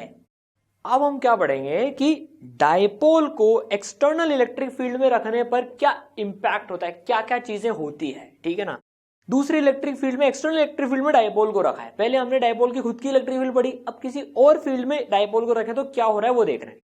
तो भाई ई यूनिफॉर्म है, इलेक्ट्रिक फील्ड यूनिफॉर्म है, ठीक है ना, सब जगह सेम है, मतलब इसमें डायपोल रखा हुआ है, ये एंगल थीटा बना हुआ है, d/2 डिस्टेंस है, ऐसे करके हमने d/2 कर लिया। ठीक है चलो, अब यार देखो यहां पर है एक प्लस क्यू, हम ये सब ऑलरेडी पढ़ चुके हैं एक बार, फिर भी रिवीजन में भी देख लेते हैं। प्लस क्यू और माइनस क्यू, तो प्लस क्यू पे ऊपर फोर्स इधर लगेगी क्यू ई की, और माइनस क्यू के ऊपर उल्टी डायरेक्शन में लगेगी क्यू ई की फोर्स, तो नेट कितनी हो गई, 0। तो भाई देखो net force on dipole kept in uniform electric field, uniform होना जरूरी है, तभी तो यहाँ और यहाँ सेम है। देखो वो यूनिफॉर्म इलेक्ट्रिक फील्ड में डायपोल के ऊपर नेट फोर्स 0 होती है। ठीक है ना, नेट फोर्स कितनी हो गई, 0। ये तो माइनस क्यू के ऊपर क्यू ही लग रही है। अच्छा टॉर्क तो लग रहा है, टॉर्क लग रहा है, टॉर्क कितना आता है, P क्रॉस E, टॉर्क एक वेक्टर क्वांटिटी है, torque is equal to P cross E, P vector cross E vector. आप P vector cross E vector लगाएंगे इसमें तो आपको इसका रोटेशन का सेंस कुछ ऐसा मिल जाएगा, torque is equal to P cross E, that is PE sine theta. ठीक है, चलिए भाई बहुत अच्छी बात। अब एक चीज नोट करने की इंपॉर्टेंट, टॉर्क जो है यूनिफॉर्म इलेक्ट्रिक फील्ड की tries to align P in direction of E through smaller angle. इलेक्ट्रिक फील्ड चाहती है कि डायपोल मेरी डायरेक्शन में अलाइन हो जाए, तो अगर डायपोल को ऐसे छोड़ दिया ना आपने तो देखो उसके ऊपर टॉर्क क्यों लगेगा, तो ये ऐसे अलाइन हो जाएगा। ठीक है ना, ये यूं है और आपने इसको यूं छोड़ दिया तो ये छोटे एंगल के थ्रू यूं हो जाएगा। इतना बड़ा रास्ता नहीं लेगा, ये इतना बड़ा रास्ता नहीं लेगा, ये यूं नहीं घूम के जाएगा, ये छोटे एंगल के थ्रू अलाइन हो जाएगा, इसलिए ये स्मॉलर एंगल है। ठीक है, अब आपने इसको यूं छोड़ दिया तो बताओ कैसे होगा, शाबाश आप समझ ही गए। दो ऑप्शन है, यूं कि ये बड़े एंगल से, कैसे होगा बताओ, शाबाश छोटे एंगल से होगा, तो देखो छोटे एंगल से ये अलाइन हो गया। चलिए भाई बहुत अच्छी बात। चलिए तो अब देखिए ये एक सवाल हम कर रहे हैं, ये काफी बार देखा जा चुका है, इंपॉर्टेंट क्वेश्चन है। Find time period of SHM of dipole for small oscillation if moment of inertia of P about centre is I। एक डायपोल इलेक्ट्रिक फील्ड में छोड़ दिया, अब यार ये ऑसिलेट करेगा, इसको फ्री टू रोटेट कर दिया ना अगर, तो ये ऑसिलेट करेगा ये। ठीक है ना, यूं जाएगा फिर यूं पहुंचेगा, फिर यूं जाएगा, यूं यूं यूं ऑसिलेट करता रहेगा ये। अब इसका टाइम पीरियड निकालना है। टाइम पीरियड कैसे निकालेंगे, torque equal to P sine theta, छोटे थीटा के लिए टॉर्क, छोटे थीटा के लिए साइन थीटा थीटा हो जाएगा। ठीक है, और टॉर्क हो गया I अल्फा के बराबर, अल्फा हो गया P theta by I, alpha proportional to theta, तो देखो टाइम पीरियड आ गया 2 pi under root I by PE। यार अल्फा की value I, PE by I theta, alpha proportional to theta, तो ये चीज ओमेगा स्क्वायर हो गई। लगे याद एसएचएम का भी थोड़ा सा रिवीजन हो गया। ठीक है ना, तो देखो 2 पाई बाय ओमेगा होता है, तो under root of PE by I आ गया। ये I है moment of inertia about hinge, अगर इसको हिंज कर रखा है तो अबाउट हिंज, नहीं तो खुला छोड़ के अगर ऑसिलेट कराएंगे यूनिफॉर्म ई में तो ये सेंटर के अबाउट ऑसिलेट करेगा। ठीक है ना, तो अबाउट हिंज या सेंटर। ठीक है, अगर इसको खुला छोड़ दिया तो कहीं और से हिंज नहीं करा, खुला छोड़ दिया तो सेंटर के अबाउट करेगा ये। ठीक है, तो भाई P की वैल्यू हो गई Q इंटू डी। ठीक है, अब देखिए ये फॉर्मूला हमने रोटेशन में जब फिजिकल पेंडुलम पढ़ा था तब ऐसा एक सिमिलर फॉर्मूला डिराइव करा था, 2 pi under root I by mgd। Rotation में जब आप रिवाइज करेंगे ना तो ये फॉर्मूला मिलेगा वहां पर फिजिकल पेंडुलम के SHM का। ठीक है ना, I बाय mgd, तो देखो यहाँ पे सिमिलर आ रहा है, I के बदले I, M के बदले देखो Q, G के बदले E और D के बदले D। देखो इतनी सिमिलैरिटी है। ठीक है ना, चलो बहुत बढ़िया। अब देखते हैं जब E नॉन यूनिफॉर्म है तो, यार अगर E नॉन यूनिफॉर्म है तो क्या है, अभी तो E यूनिफॉर्म देखा, तो मान लो डाइपोल रखा हुआ है ये, अब यहाँ पर एक कैपिटल क्यू चार्ज रख दिया एक्सटर्नल, ये एक एक्सटर्नल चार्ज है ये, ठीक है ना। अब इसकी इलेक्ट्रिक फील्ड तो नॉन यूनिफॉर्म है, तो देखो net force on dipole not equal to zero होगी। क्यों? क्योंकि देखो यार इसके चक्कर में इधर कुछ फील्ड होगी, इस पर्टिकुलर केस की बात ही कर लेते हैं, इधर फील्ड होगी मान लो E1, आगे चलेंगे तो फील्ड की वैल्यू तो चेंज हो जाएगी E2, तो प्लस क्यू के ऊपर फोर्स लगेगी QE2 और इसके ऊपर फोर्स लगेगी QE1 उल्टी डायरेक्शन में, तो ये दोनों एक दूसरे को कैंसिल नहीं कर रही हैं क्योंकि अब E यूनिफॉर्म नहीं है। तो इस केस में हो सकता है कि net force on dipole zero नहीं हो, जैसे इस केस में जीरो नहीं आ रही है, ठीक है। चलिए बहुत बढ़िया बात। अब अगर हम डाइपोल ऐसे ले लें और क्यू यहां पर ले लें, इस पर्टिकुलर केस की बात करें तो देखो इसके ऊपर में फोर्स इधर लग रही है, इसके ऊपर में फोर्स इधर लग रही है, दोनों से डिस्टेंस बराबर है तो दोनों से QE और QE force magnitude wise same है, पर देखो डायरेक्शंस इक्वल एंड अपोजिट नहीं है तो कैंसिल नहीं होगी, तो नेट फोर्स जीरो नहीं है इस केस में भी डाइपोल के ऊपर। एक एग्जांपल ले लिया अपन ने, और इस केस में तो नेट टॉर्क भी जीरो नहीं है, ठीक है। तो जब नॉन यूनिफॉर्म इलेक्ट्रिक फील्ड हो ना तो आप केस बाय केस ऐसे बना के देखें आप उसमें, ठीक है। चलिए बहुत बढ़िया, ऑसम। अब देखते हैं अपन पोटेंशियल एनर्जी डाइपोल की इलेक्ट्रिक फील्ड में कितनी होती है। यूनिफॉर्म इलेक्ट्रिक फील्ड की बात कर रहे हैं, ये रखा हुआ है, P का डाइपोल है, एंगल थीटा है, प्लस Q माइनस Q, ठीक है भैया। तो U equal to minus P dot E, अब यहां पर डॉट प्रोडक्ट आ गया माइनस P डॉट E, ठीक है ना। Potential energy minus P dot E, ये इस डाइपोल की इस इलेक्ट्रिक फील्ड के साथ इंटरैक्शन पोटेंशियल एनर्जी है, ठीक है। चलिए बहुत बढ़िया। तो देखिए E इधर है, P इधर है, तो इस केस में minus PE cos 0 degree, angle 0 degree है, तीन केस लेंगे अपन इसमें। U equal to minus PE, ठीक है। दूसरा केस E इधर है और P इस वाली डायरेक्शन में है, इस वाली डायरेक्शन में, तो angle cos 180 minus 1 minus minus plus PE, ठीक है। ये लेते हैं, डायपोल परपेंडिकुलर है इलेक्ट्रिक फील्ड के 90 डिग्री, cos 90 0। ये केस देखिए स्टेबल इक्विलिब्रियम का केस है क्योंकि यहां पर U की वैल्यू मिनिमम है, देखिए मिनिमम है, साइन के साथ देखें तो मिनिमम है, स्टेबल इक्विलिब्रियम का केस है, P ऑलरेडी E की डायरेक्शन में अलाइंड है, ठीक है। यहां पे देखें U, यहां पर U मैक्सिमम है, सबसे ज्यादा मैक्सिमम, ये अनस्टेबल इक्विलिब्रियम है, देखिए ये यहां पर U मैक्सिमम है। समझ आया सर? बिल्कुल अच्छे से समझ आया, ठीक है। चलिए भाई बहुत बढ़िया। अब देखते हैं इक्विवेलेंट डाइपोल मोमेंट। ये ना बहुत कम जगह पढ़ाया जाता है लेकिन इससे कई सवाल फटाफट से हो जाते हैं, देखते हैं इक्विवेलेंट डाइपोल मोमेंट क्या है। मान लो यार ये सेटअप है, 3 पॉइंट चार्ज रखे हुए हैं, 2Q माइनस Q और माइनस Q, ठीक है ना, ऐसे ऐसे सेटअप में रखे हुए हैं। इस सेटअप का इक्विवेलेंट डाइपोल मोमेंट निकालना है। तो यार अगर इस Q को 2 में तोड़ लेना, Q कॉमा Q में तोड़ लें, तो एक Q इसके साथ डाइपोल बना रहा है कुछ ऐसा, और एक Q इस माइनस Q के साथ में डाइपोल मोमेंट बना रहा है कुछ ऐसा। इन दोनों के बीच में एंगल हो गया 60 डिग्री, तो P और P, ये P और ये P, इनके बीच में एंगल हो गया 60 डिग्री। तो इक्विवेलेंट डाइपोल निकालें तो P square 2P square cos 60 कितना हो गया, √3P हो गया, ठीक है, √3P हो गया। अब इसका एक और तरीका होता है निकालने का, यहाँ तो यार सिंपल केस हो गया, इसका एक और तरीका होता है, ठीक है। P की वैल्यू हो गई Q इंटू D, ठीक है। इसका एक और तरीका होता है, इसके कोऑर्डिनेट्स लिखने हैं अपन। ये जो हमने थ्योरी में पूरा लेक्चर पढ़ा ना उसमें बहुत डिटेल में समझा है। तो यार इसका कोऑर्डिनेट लिख लिया, इसको ओरिजिन मानते हुए -d/2 0, इसका कोऑर्डिनेट लिख लिया d/2 0, इसका कोऑर्डिनेट लिख लिया 0 क्योंकि ये y एक्सिस पर है 0, √3/2d।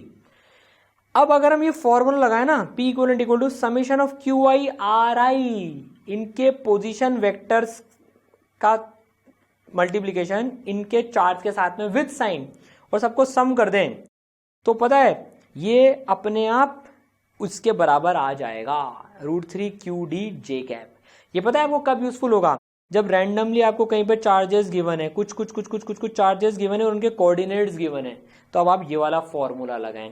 ऐसे वेक्टर सम करने में थोड़ी सी मुश्किल आ जाएगी, तो आप QI RI का फॉर्मूला लगा दें, साइन के साथ लें इसको, -Q into -d/2 I cap plus 0 J cap plus -Q d/2 I cap plus 0 J cap plus 2Q 0 I cap plus √3/2 D J cap, ये आ जाएगा अपने आप। समझ गए? अब देखिए जो इसका जो तगड़ा यूज है ना, जिसकी हम बात कर रहे थे, देखिए कब आता है ये। देखिए find torque on the charge disc of radius r in shown position due to the electric field. तो यार इलेक्ट्रिक फील्ड ऐसी है, अब देखना आप कैसे बड़े बड़े सवालों को चुटकियों में सॉल्व कर लेंगे अपन। अभी हमको एक डिस्क दे दी, इसके ऊपर की डिस्क जो है वो पॉजिटिव, डिस्क का ऊपर वाला हिस्सा पॉजिटिवली चार्ज है यूनिफॉर्मली, और नीचे वाला हिस्सा नेगेटिवली चार्ज है। अब पूछ रहा है यार कि इसके ऊपर इस पोजीशन में टॉर्क कितना लगेगा इस डिस्क के ऊपर। हर पॉजिटिव चार्ज के ऊपर फोर्स इधर लग रही है, फील्ड इस वाली डायरेक्शन में, तो फोर्स इधर लग रही है, नीचे वाले नेगेटिव के ऊपर इधर लग रही है, ठीक है ना। तो यार अब तो इंटीग्रेशन करना पड़ेगा, हर छोटे छोटे छोटे छोटे पॉजिटिव चार्ज पर इंटीग्रेशन करना पड़ेगा। नहीं, इसका इफेक्टिव तरीका क्या है, इक्विवेलेंट डायपोल। इसका सेंटर ऑफ चार्ज जो है, अगर जैसे यूनिफॉर्मली मास होता तो सेंटर ऑफ मास जहां है वहीं इसका सेंटर ऑफ चार्ज होगा। सेमी सर्कुलर डिस्क है ये, सेमी डिस्क है ये, तो इसका होता है 4r/3π पर। तो यार इफेक्टिवली पूरा जो प्लस क्यू है हम मान लेंगे वो 4r/3π पर प्लस क्यू पड़ा हुआ है। इधर भी देखो ये सेमी डिस्क हो गई, नेगेटिवली यूनिफॉर्मली चार्ज, तो देखो ये 4r/3π पर ये भी माइनस क्यू पड़ा हुआ है। तो इफेक्टिवली इक्विवेलेंट डायपोल इसका कैलकुलेट कर लेंगे, 4r/3π 4r/3π, टोटल मिला के हो गया 8r/3π। तो यार इक्विवेलेंट डायपोल कितना हो गया, इसका जो इक्विवेलेंट डायपोल हो गया वो हो गया है Q into D, Q into 8r/3π। और बस टॉर्क का फॉर्मूला आप लगा दो। अब directly P cross E, P इस वाली डायरेक्शन में है, सॉरी P इस वाली डायरेक्शन में है, E इस वाली डायरेक्शन में है, तो बस सीधे सिंपल हो गया। P की वैल्यू हो गई 8r/3π इंटू Q और E की वैल्यू है E, और दोनों के बीच में एंगल है 90 डिग्री। देखो खटाक से टॉर्क कैलकुलेट हो गया। समझ में आया, कोई इंटीग्रेशन करने की जरूरत नहीं पड़ी, कोई अलग अलग डिस्टेंस लेने की जरूरत नहीं पड़ी, इक्विवेलेंट डायपोल से हमने केस सॉल्व कर लिया। समझ में आया, रिवाइज हुआ पूरा सर, अच्छे से पूरा डायपोल रिवाइज हो गया। ठीक है, तो इस वीडियो को लाइक करना आप ना भूलें, दोस्तों के साथ शेयर करें इसको, और इसमें मैक्सिमम अभी तक जितने हैं इस साल के सारे रिकॉर्ड तोड़ दीजिए, मैक्सिमम सब्सक्रिप्शंस इसमें मचा दीजिए एकदम। चलिए, ऑल द बेस्ट। अगला हम बहुत ही इंपॉर्टेंट वीडियो जो है, टॉपिक जो है कंडक्टर्स, उसका रिवीजन करेंगे। कंडक्टर्स मेरा one of the favourite topic है इलेक्ट्रोस्टैटिक्स में, और सबसे ज़्यादा मज़ा आता है कंडक्टर्स पढ़ने में, मुझे पर्सनली तो बहुत मज़ा आएगा रिवाइज करने में भी। ठीक है, चलिए।